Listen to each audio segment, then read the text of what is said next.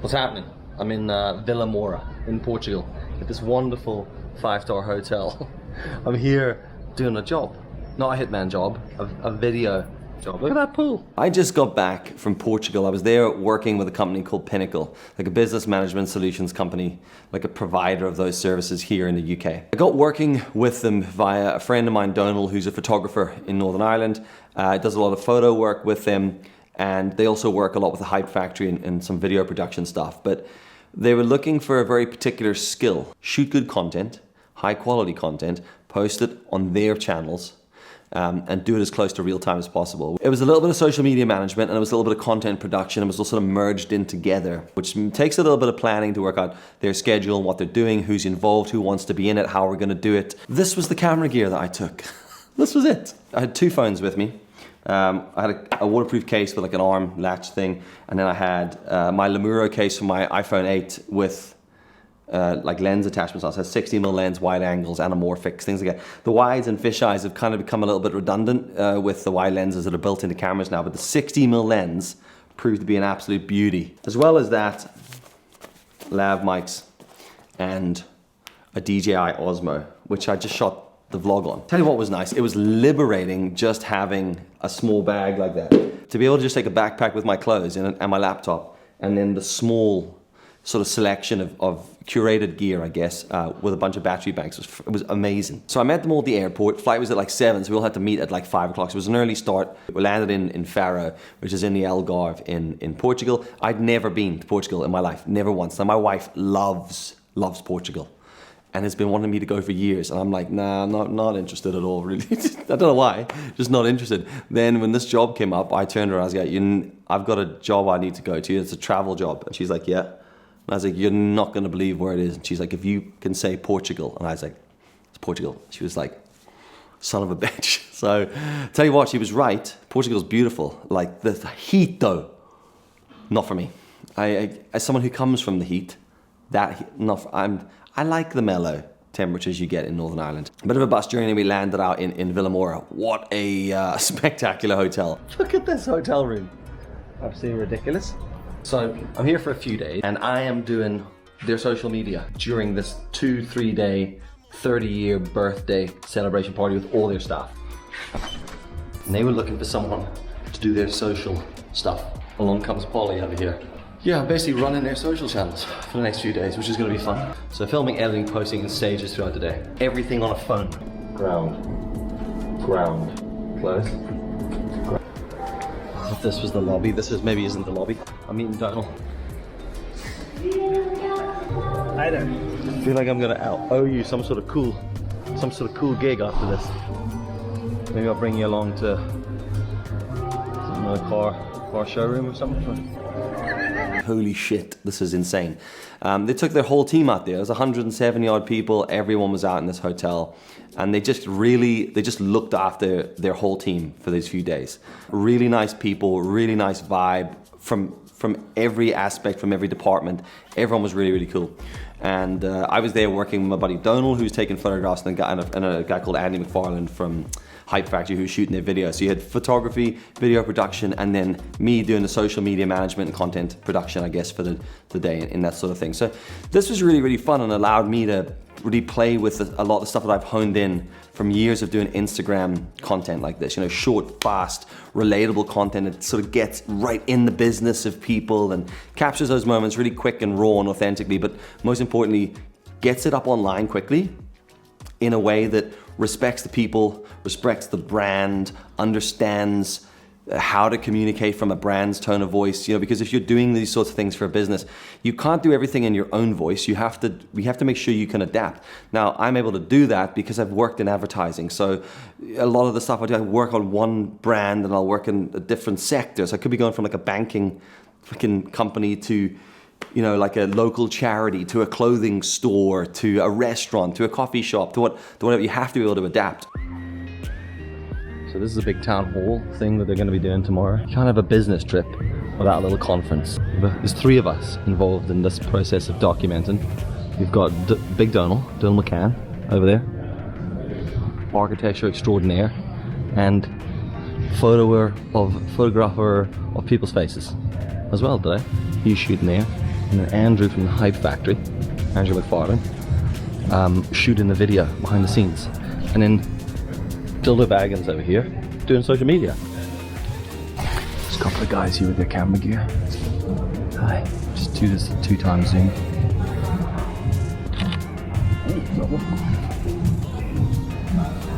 Oh, I've got that, don't worry about it. Nailed it. Just pop it on the internet, will it? It was hard, intense work for short periods of time and then little small windows to breathe. There was an event that night down at this place called The Shack, and they basically hired out this like little flipping private beach with this little coast beach lake hut thing. I don't know how to explain it, guys. You know, if you're gonna go to Tahiti, to a little hut somewhere where they sell seafood, that's the only way I could explain it. It was great. They had live music, everybody danced, had a bit of a party, some drinks, some food, and just a good energy and ambience, and you had to sort of capture that stuff. Madness, look at this guy. They got a live band playing, beers pouring, and then they've got this little part of this little bit of the beach is all for them. What the fuck are these? I was like, what the fuck is in that water?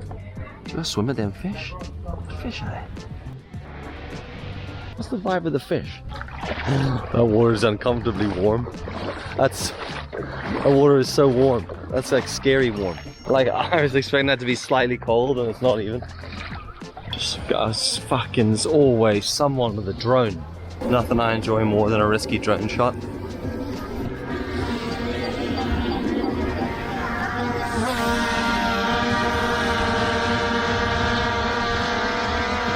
One go, send it full speed. It'll be fine. It'll be fine. It'll be fine. You know, it's the fucking wee sensors. Oh, some baby mode, is it? Put it on full adult mode. That's what I like to see, full gashu. Oh my god, you're gonna... And crashed into a pole. Yeah? I feel like you could fix that. It was worth it. Shot was good. It was absolutely worth it. And whoa, and smack. It was good, I like it. Totally worth it. I'll see something completely mad. I'm using two phones. That's my main phone, right? But then I've also brought the iPhone 8 Pro Plus thing with me because I have a whole load like lenses from Lemuro that I used to use on it. The main one being the macro lens attachment that is like for certain drink shots, like a beer. Maybe I want to zoom into a beer and get like a macro of the bubbles. Filming some macro shots on that one and then dropping it to this one. Oh, thank you very much. These people bringing me beer. I didn't ask for that, by the way. It just got brought to me. Thinking on the bottom. Beer? I just got brought that beer. Oh, fair enough. Somebody just brought it over.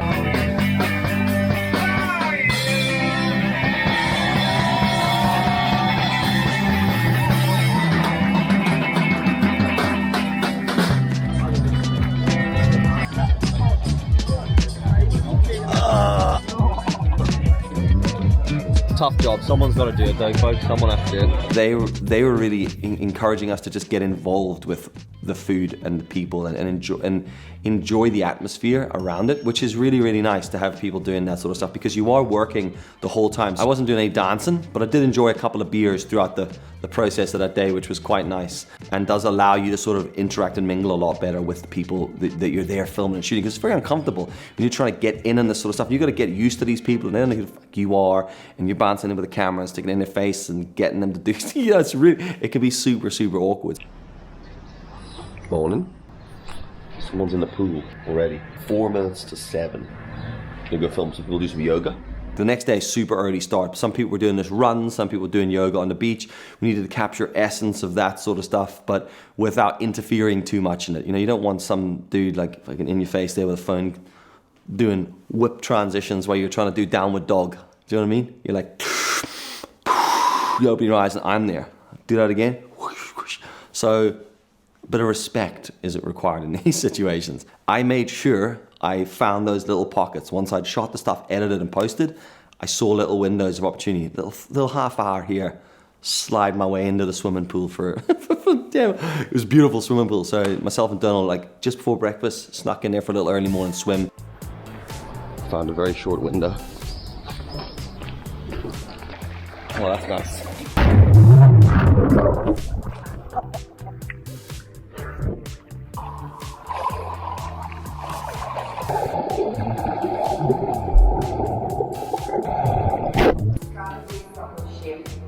Day 2 was a pretty jam-packed day. After they'd done all their breakfast, and we had there was this like big town hall meeting when I got everybody in together, and they talked about the business side of it. But I've also got to try capture all the stuff without getting in the way of the photographer and the guy doing the video. The last thing I need is me in all their shots.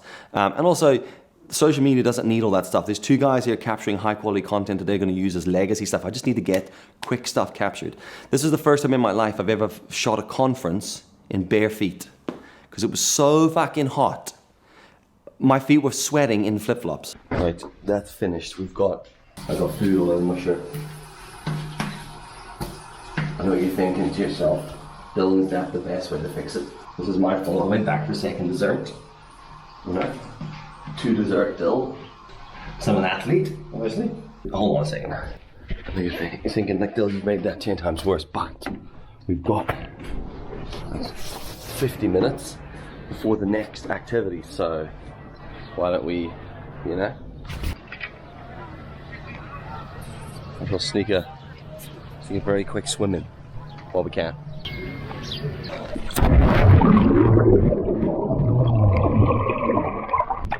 Oh yes! Oh, which one? That's service done. Cheers. After that little bite of lunch, we hopped on a couple of boats. We took turns. I think Donald went dolphin watching, and then I went on this like water sports boat thing to film stuff. So I was on this boat with a bunch of people, which is kind of cool. You just get like 2 hours, middle of the day, Portuguese heat. I think it was like 32, 33 degrees. It was far too hot. I was out there on the boat with the phone trying to film. I had to have it in a waterproof case wrapped around my hand just in case I dropped it.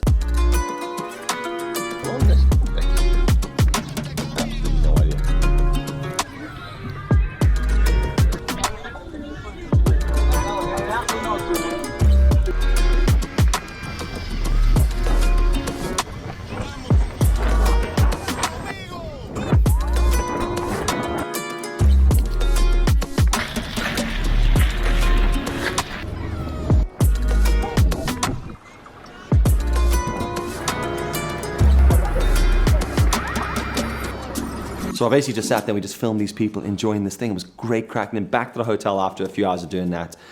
Straight up to the room, do a bit of editing. So that was like the outdoor activity thing. Back in the room. We're gonna go in there somewhere, I think, there's like a private pool party. It's now 10 to 5. Pool party's at 6:30. So I'm gonna sit down, I'm gonna edit the activity thing that we just did, because I'm trying to post all these videos in real time as we go. Edit a few photos, post them on Facebook, Twitter, LinkedIn, maybe Instagram, and then smash down there and get half an hour in there before the main activity starts.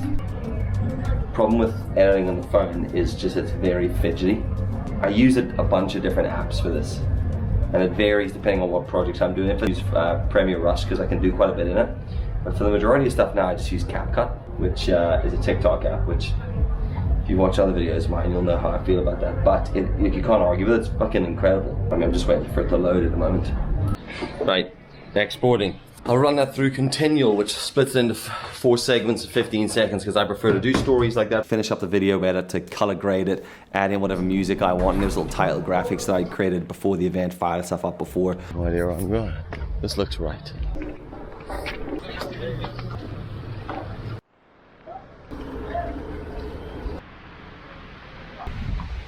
Back to the main pool area then. Yeah, I met up with Donald. We had a little bit of a chat over a beer by the pool about what we were going to be doing next and what the plan was for the next part of what the evening. Do you want a super bock?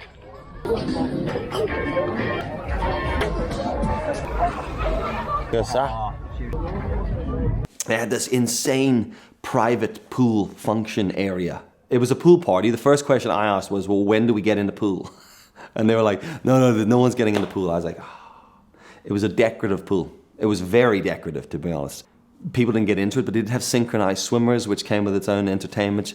You know, I've never sat and watched synchronized swimming in my life. So everyone was there, dressed up, looking sharp. We were getting group photographs and a little bit of dancing, sort of partying, just trying to capture that essence of that big end of event party thing. And it was flipping fantastic. And then right at the end, I'd got everything done. This is where I came up against quite a large hurdle in that the constant use of the phone, filming and editing.